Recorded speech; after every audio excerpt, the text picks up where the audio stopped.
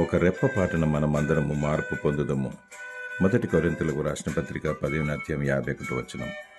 ప్రభువైన యేసుక్రీస్తు లోకానికి మనుష్య కుమారుడిగా వచ్చి గొర్రెపిల్లలా బలి అయి చనిపోయి తిరిగి లేచాడు. మరల తన వధువు కోసం మధ్యాకాశమునకు వరుడుగా రానున్నాడు.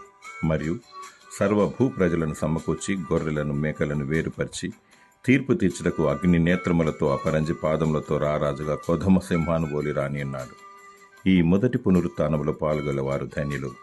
పరిశుద్ధులై ఉందురు. ఇట్టివారి మీద రెండవ మరణమునకు అధికారం లేదు. వీరు దేవునికి నీ క్రీస్తుకును యాజకులై క్రీస్తుతో కూడా 1000 సంవత్సరములు రాజ్యము చేదురు. నీవు నిందారహితముగా నిష్కలంకంగా పవిత్రముగా పరిశుద్ధముగా జీవించినచో ఒక రెప్పపాటున మార్పు చెందెదవు, ఎత్తబడదవు. సిద్ధపాటు కలిగి ఉండుము. దేవుడు నిన్ను వధూ గుంపులో చేర్చి సిద్ధపరచునుగాక. ఆమేన్.